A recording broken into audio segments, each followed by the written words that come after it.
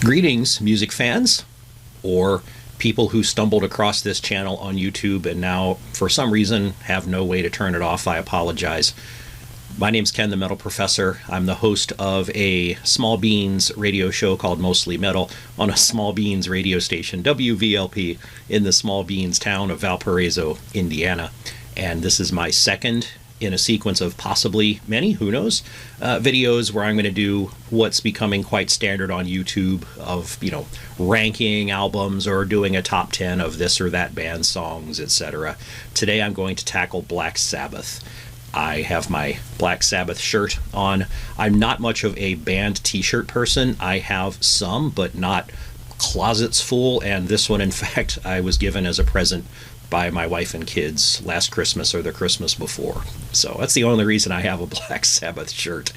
But I've been listening to them since the 80s, and it's been a while since they've released, new things in any consistency, and so it's a good time to kind of look back at their whole set of output. I'm going to give you what I would call my grabbing order of these discs. So this is not necessarily worst to best. This is a personal preference. If I'm going to listen to Black Sabbath, here's ones that I'm least likely to most likely to want to grab, either in analog or digital format, to listen to. So, welcome to my basement. YouTube seems to be the modern day version of, hey, come to my house and look at my record collection. So there's lots of people doing these videos, and I'm just trying to chime in. I'm not an expert on anything. You're not going to learn anything that you couldn't read about on Wikipedia. This is just sort of a personal overview of my own musical foundations. So, Black Sabbath, 20 CDs that I'm going to talk about. I'm going to cheat a bit. I'm going to sneak in ones that may or may not really belong, but I'm going to do it anyway. Lots of different eras, different vocalists. What's kind of fun to do, at least it was fun for me when I was going through these, was tracking which ones Jeff Nichols was listed as a band member on. He's kind of like the fifth Beatle for Black Sabbath as a keyboard player, and he started out just as an honorable mention to becoming listed as one of the actual band members, and he had quite a run of longevity, an uninterrupted run that might be second to only Tony or Geezer. I didn't actually go back and look in detail, but he's on a lot of albums. So, my grabbing order for Black Sabbath, starting with the ones I'm least likely to grab, coming up at the bottom two. I call them 20 and 19.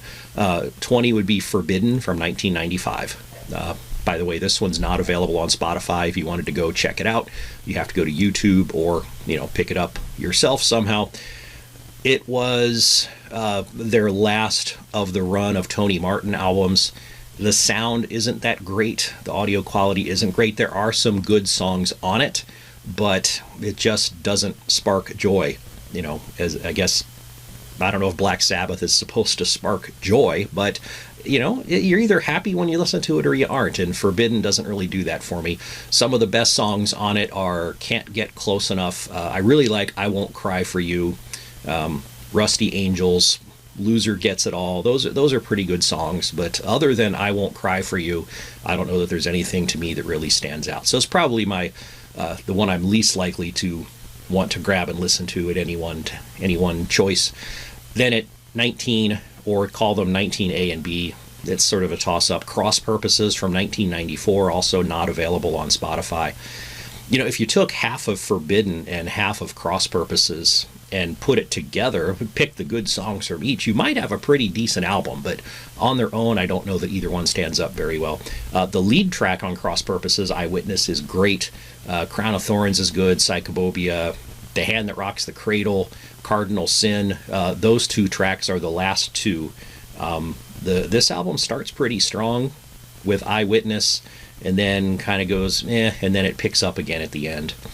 But altogether, not among their best output. Okay, number 18, there will be a couple of albums that people might be aghast about. I'm going to put 13, released in 2013. This is the one where Ozzy came back to do a studio album. It's fun to hear Ozzy again, but really nothing on this album gets me excited. I know there are a couple of nice flashbacks, like the song "The End of the Beginning" has some parts that are reminiscent of the very first Black Sabbath album, which is a nice touch. That song and "Live Forever" are pretty good. But all in all, yeah, it's Ozzy, but it doesn't get me excited. I don't think about listening to 13 all that very often, and so it's near the bottom of my list. All right, coming in at number 17.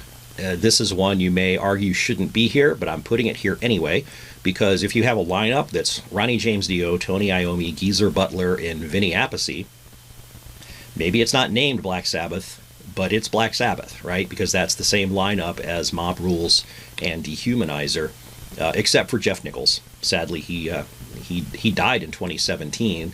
The Devil You Know was released in 2009. That's the one I'm talking about here. The band's name was Heaven and Hell, not Black Sabbath, but it's still Black Sabbath, right? We can talk about it. I'm not worried about it too much because this one's still coming in towards the bottom of my list. Always a pleasure to hear Ronnie James Dio singing, but my reaction to this one is kind of similar to 13. I didn't find a whole lot to get excited about. I liked Fear. I liked Eating the Cannibals. I liked Neverwhere. But other than that, it's not one that I'm going to go, oh man, I need to listen to Ronnie James Dio Sabbath. I'm going to go grab The Devil You Know. It's probably not going to happen. So there it comes. All right. So now we're going to get into more meaty albums. I still have quite a lot of them to go. But from this point on, there's usually something to recommend this album or that album all the way through.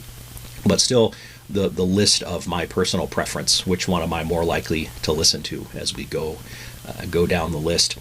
One of the reasons I decided to do Black Sabbath so quickly when I decided to do some of these videos was because I've been watching other people's rankings, and there's a couple of them that seem opposite of what mine were in terms of where I would place them. And one album that I actually like quite a bit, people tend to put far down in their lists, and one that kind of comes as a set with the second, a lot of people will put farther up in their list, and I have it quite a ways down.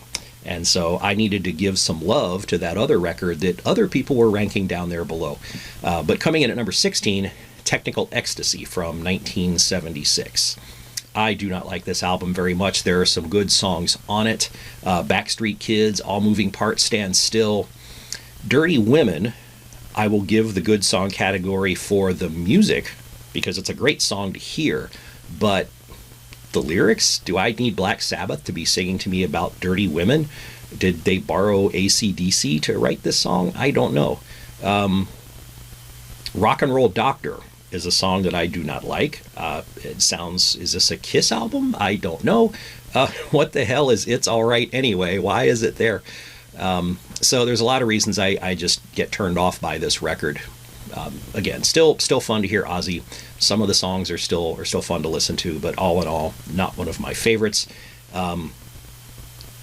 When Ozzy sings the word gypsy in the song Gypsy, I cringe. This album isn't for me. So it's far down on my list. Other people have liked it a lot better. Number 15, Seventh Star from 1986. No Stranger to Love is a really slow and thick song. Danger Zone is very fast and upbeat. In Memory it was probably my favorite song on the album, even though it's a slow tune. Acoustic guitar with thick, juicy chords on the electric. Just a yummy song all around.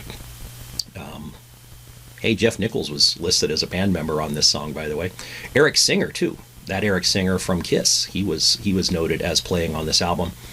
This is the one that, if you read about it, was supposed to be a Tony Iommi solo album. Not a Black Sabbath album, but I guess the label wanted the name Black Sabbath on it. You can go read more about that drama. I suppose that's all I know about it, and that's just secondhand from what I've read too. So, I wasn't there. Glenn Hughes is the vocalist, and I'll talk about this a little bit later, but after my experience with Ian Gillan on Born Again, which I do like, but the vocals were kind of shocking to me as a youngster. I was excited about the return to a more kind of smooth vocalist, so I did like listening to Glenn Hughes, but all in all, this CD is kind of up and down in terms of its quality. So a couple of songs that I really, really dig, I have put them in my Black Sabbath Spotify playlist. I use Spotify as the modern day version of the old 90-minute cassette tapes. I would go to Kmart as a kid and I would buy a pack of 6 of those things for like $2, and I would bring them home, get to the record player, the stereo system, put in the blank cassette, put on an album, and record my own little best of 90-minute collections of bands. And building Spotify playlists is the modern day unlimited version of that practice. At number 14, I just mentioned this one, Born Again from 1983. Now, in 1983, I was a junior in high school. I was only starting to learn about bands that I really like. I started out interested in the standards. I really got turned on to metal when I got to see Iron Maiden in concert, probably about this same time. I heard Heaven and Hell. I liked that album. You'll hear more about that later. So I was only really starting a lot of my deeper exploration. So here comes Born Again. I knew Dio wasn't going to be singing on it. And I listened to it, and the vocals to me were shocking. I didn't know who Ian Gillan was. I didn't have any appreciation of his history in Deep Purple at the time. And I didn't like the transition in vocal sound. I didn't like the screeching, screamy vocals as much as I did Ozzy or Dio. So it took me a while to get used to it. I did grow to like Disturbing the Priest, Zero the Hero, Hotline, some songs that I really, really enjoy listening to, but still ranked number 14 on my list just because with so many other things to pick from, I'm not likely to go back and listen to this one very often. Number 13 is Tear from 1990. Here's another one you can't find on Spotify, at least as of the time of the recording of this video in middle of March 2020. This album starts really strong. I think Anno Mundi is one of their best openers ever. It ends really strong with Feels Good to Me and Heaven and Black. But in the middle, it's kind of, I don't know. Odin's Court is pretty good. Odin's Court and Valhalla, the instrumental longer track pairing. So the beginning of the CD, the end of the CD are very, very good. And it kind of drags in the middle to me. Tony Martin on vocals. Hey, Jeff Nichols on keyboards on this one too. Tony, as always, Neil Murray on bass, Cozy Powell on drums. Number 12, getting close to that top 10. Number 12, I'll put Dehumanizer from 1992. This one was great to have Dio back at the helm, but I think this is an inconsistent album. There are great songs. After All the Dead, to me, has one of the best opening lines and lyrics where Dio sings, "What do you say to the dead?" That just gives me the chills. TV Crimes, Time Machine, Buried Alive has a great chorus to it. So very, very good high points on this album, but some other points that are just not as interesting as anything that Dio had done with them before. And so to me, Dehumanizer isn't going to crack the Black Sabbath top 10. It's close, but it isn't going to crack it. Take a sip of my coffee here. Possibly mixed with a little something else. I'm not telling. Number 11, Eternal Idol from 1987. This one is it's kind of in that same, well, it's not kind of, it is from that same era as Seventh Star, when Black Sabbath was in search of a vocalist. This is the one Tony Martin came into. I think it was his first one. This album is dominated by really strong tracks as opposed to weak tracks. And that's why it's this high on the list as compared to some of the others like Tear, Cross Purposes, and so on. The title track is actually my least favorite one. The Shining, Born to Love, Nightmare. I love that changeover from slow to fast, heavy pace about halfway through. Lost Forever. Man, I think the kids these days would call that a banger. Maybe, I don't know. I'll have to ask my kids, but then I would have to play the song for them, and I don't think they would let me do that. Eric Singer from Kiss again. Yeah, so Eternal Idol, I think, is a pretty strong Tony Martin era album. I think sort of in the upper mid-range of my favorites of his, coming in at number 11. So now I'm ready for my Black Sabbath top 10, and this is where I'm going to get myself in trouble as compared to some of the other people's rankings I've seen on Black Sabbath. A lot of people don't tend to like Never Say Die from 1978. I like Never Say Die from 1978. So if you're with me on that, give the screen a virtual high five. This is kind of my motivation for doing Black Sabbath early on as one of my rankings, like I mentioned before. It's number 10 in my Black Sabbath top 10, so suck it, everybody else that doesn't like it. I'm kidding. But when I listen to Never Say Die, to me there's something in every song to recommend that song is worth listening to. It is not the typical Black Sabbath style as compared to what came before, but if a band with a different name released this album, it would be great, right? The title track, Never Say Die, it's a toe tapper, a finger snapper, whatever you want to call it. It makes you bob your head. It's got a good pace to it. Okay, Johnny Blade. I'm going to tell you about every song. Johnny Blade. Yes, it's very keyboard heavy and little all that stuff going on. That's not the usual Black Sabbath thing, and I understand why that could be jarring, but I really like the urgency the song has to it. It's a nice fast pace. It keeps you tuned in. Junior's Eyes has a good groove. Hard Road. It's another kind of groovy song, mid-paced. I really like the vocal overlays in this. They almost like give you a sneak preview of a Savatage kind of sound where Ozzy sings a melody over a chorus towards the back end of the tune. It's good stuff. Shockwave. Now, back in the day, this was the first track on side 2, right? Shockwave has this section in there where some acoustic guitar comes in to be embedded with the thick chords that Tommy's playing. I love that.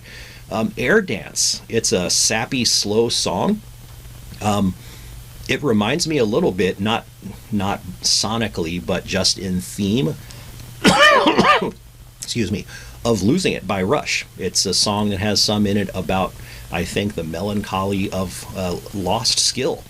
And so, yeah, it has that to recommend it. Over to You has piano in it. Maybe not typically in the Black Sabbath way, but it's really nice piano. Breakout. Okay, I've got nothing on that one. I can't tell you about Breakout or why that's a good song. And so, okay, same thing for Swingin' the Chain. So maybe we're 7 of 9 for me for songs that have something in them to recommend it. And Swingin' the Chain closes Never Say Die. It's not a good track, I don't think, but I'd still rather have Swinging the Chain than It's All Right from Technical Ecstasy. And I think Bill Ward sings both of those tracks and maybe wrote them too. So they're good to compare with each other. And Swinging the Chain to me is better than It's All Right. So, Never Say Die, to me, comes in at number 10 in my Black Sabbath top 10. Ha! All right, my Black Sabbath number 9 is Sabbath Bloody Sabbath from 1973. This bounces around quite a bit in terms of musical styles, from heavy to slow and light. I think it has more, quote, lighter material than a lot of their others, but a definite mix in styles. I listen to Sabracadabra. It makes me think about New Orleans, the way the piano sounds. So quite a variety of, I don't know if they're influences, but just, vibes that the songs create. In the title track, when it breaks halfway through, that's just, it's gloriously evil. I like National Acrobat, especially the end sequence. Spiral Architect with the strings, it's just terrific stuff. I Can Do Without Killing Yourself to Live and Who Are You?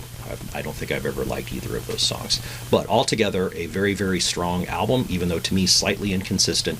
So Sabbath Bloody Sabbath from 73 is my Black Sabbath number 9. Here's where I get myself in trouble again. I must remind you that this is not a ranking of historical significance or importance, or some clinical look at what is their best or worst album. This is my own personal preference of when it's ready to listen to Black Sabbath, what am I more likely to listen to? So coming in at number 8 is Paranoid from 1970. It's only number 8. I'll let that sink in. Okay, I think to me this is an artifact of just the overplayed nature of some of the songs on this record, especially the title track, but Iron Man as well. The other songs that don't get played as much, Fairies Wear Boots was, a middle of the road hit, quote unquote, that got played a lot, at least when I was younger. But that's okay. I'm not burned out on it like I am some of the other songs. Hand of Doom, I don't think hardly ever got played on radio, but it's a great tune. So it's a very, very strong album, but again, knowing that this is just what am I more or less likely to listen to, I'm so tired of so many of the songs on Paranoid that I'm just not likely to go grab it. And so that's why it is number 8. Number 7, Headless Cross, another one that's not on Spotify. The opener, Gates of Hell, really sets the stage for this whole album. It gives a higher energy overall. When you get to the song When Death Calls, Brian May contributes his guitar talent, which is awesome. That song, When Death Calls, I really like the way it's reminiscent of Falling Off the Edge of the World, where it kind of starts slow, slow, slow, and then it really kicks into gear about halfway through. Black Moon is a great driving tune. All in all, I think Headless Cross is the best of the Tony Martin albums, and I'm pretty likely to want to listen to it at any given time. Oh, and Jeff Nichols is listed as a band member on this one. Coming in at my number 6, Mob Rules from 1991. Speaking of Falling Off the Edge of the World, that bass in the second half of that song is just lovely. The good songs on the album are all of them. They're all good. Country Girl and Slipping Away, to me, kind of make it ramp down just a little bit. But all in all, especially the first side from beginning to end is tremendous. The second side is very, very strong. But again, to me, it kind of starts a little and then goes up. With the last 2 tracks, and I apologize for talking about sides, right? That's still a habit.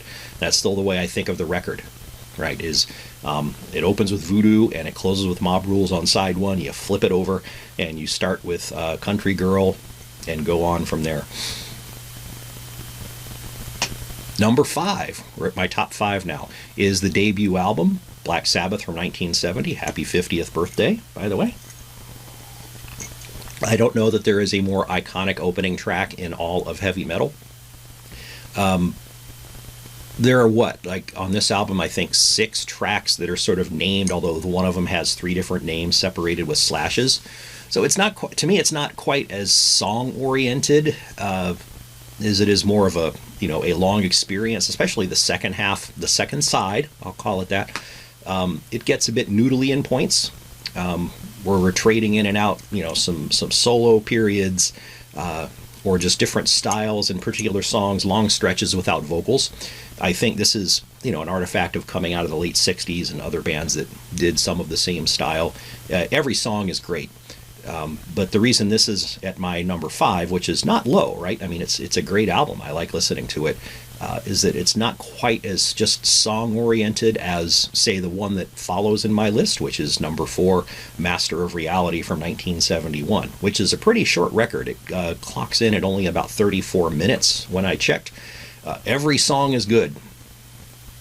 So this one, as compared to, say, the first one, and Paranoid being in between, this one's just more, I think, just straight up song-oriented than the first one, which is, an audio experience oriented. It did have regular 5 or 6 minute songs, but there was also those couple of, longer extended tracks. And don't get me wrong, I listen to prog.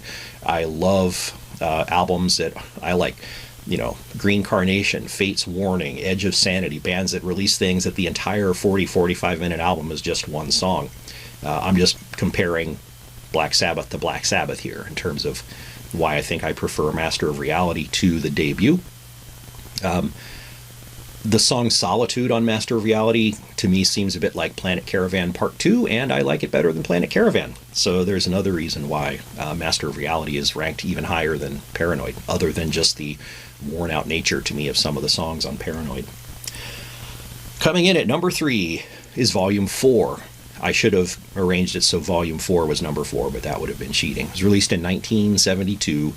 This was my first Black Sabbath album that I bought after Heaven and Hell. I did not know who Ozzy Osbourne was at the time. I'd probably heard old Black Sabbath songs on the radio, but just didn't really make that connection at the time. I was buying stuff pretty quickly at this point. After getting used to Dio and Heaven and Hell, I heard Volume 4, and I was like, what the hell is this?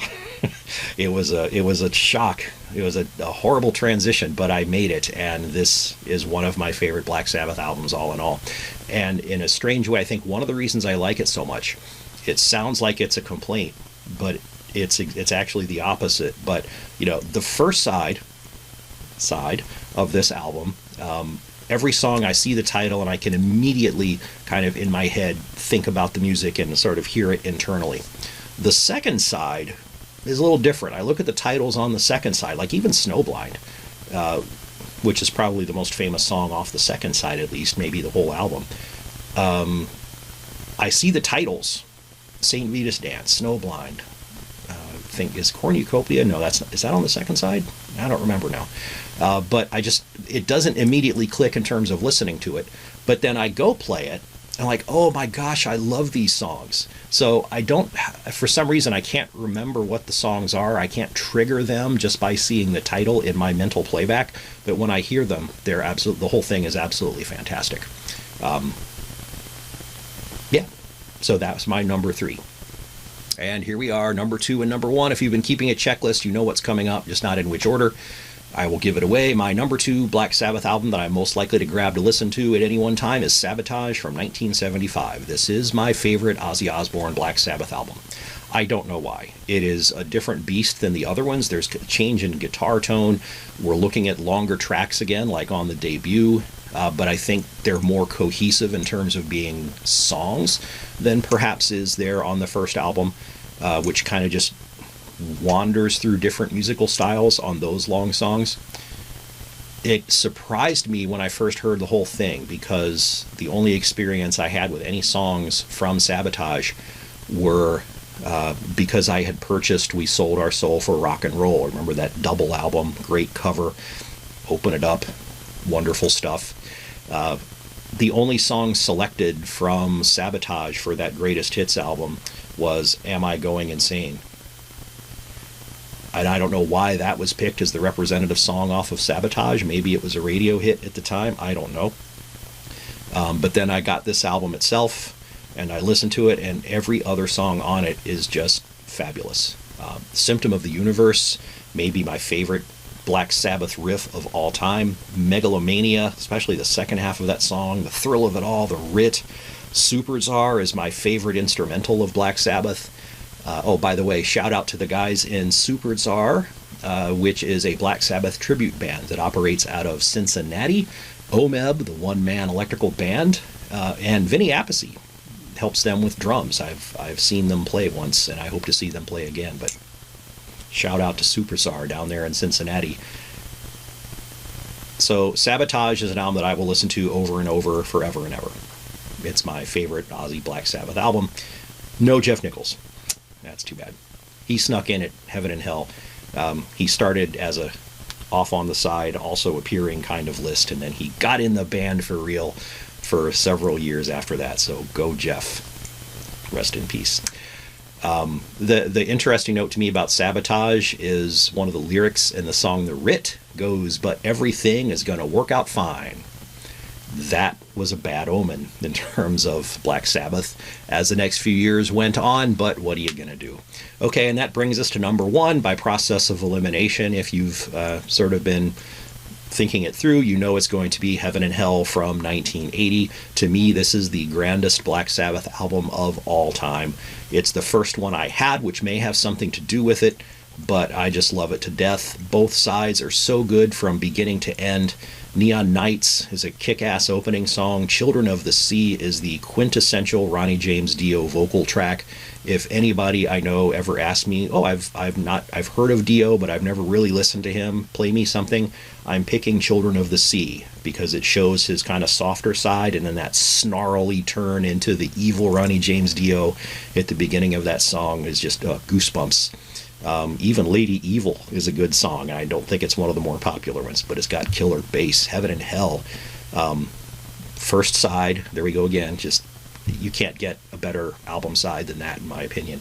The second side's tracks aren't quite as famous, but I'll still take it over the side 2 of Mob Rules, right? They're all good songs, and in fact, Falling Off the Edge of the World from Mob Rules side 2, I think is better than anything on Heaven and Hell side 2, but the other songs on side 2 of Mob Rules, Over and Over, Slipping Away, and Country Girl, they kind of are below the average of all the songs altogether on these 2 side 2s. So I still prefer Heaven and Hell side 2. And especially the way the album goes out on those juicy chords of Lonely Is the Word just makes you want to turn the album over and play it again, or just hit loop on your CD player, however you do it. I can't stop listening to this, even to this day. And Jeff Nichols, this is where he comes in on the Black Sabbath discography. So that's it. Maybe I'll run these in reverse real quick. I can't do it from memory, so I'm going to have to lean forward a bit. Okay, I'm trying not to show you up my nostrils, but here we go. So from number 1 backwards, Heaven and Hell, Sabotage, Volume 4, Master of Reality, Black Sabbath, Mob Rules, Headless Cross, Paranoid, Sabbath Bloody Sabbath, and Never Say Die. Close out my top 10, and then we go to Eternal Idol, Dehumanizer, Tear, Born Again, Seventh Star, Technical Ecstasy, The Devil You Know, maybe shouldn't be there, but it is, I'm in charge, 13, Cross Purposes, and Forbidden. So, the reason I like listening to other people's videos is that it's sort of like a shared nostalgia for songs like this. Preparing one of these lists is a really good excuse to just pick a band and just listen to a whole bunch of stuff in a short period of time to really get your mind around where it sits for you mentally. I had a blast doing that with Black Sabbath. I'm thinking, even though the discography is kind of overwhelming, I may not have learned my lesson, and the next time I do one of these videos, I might be tackling Yes, who also have lots and lots of records with lots and lots of different personnel. So, thanks for visiting my basement, and see you next time.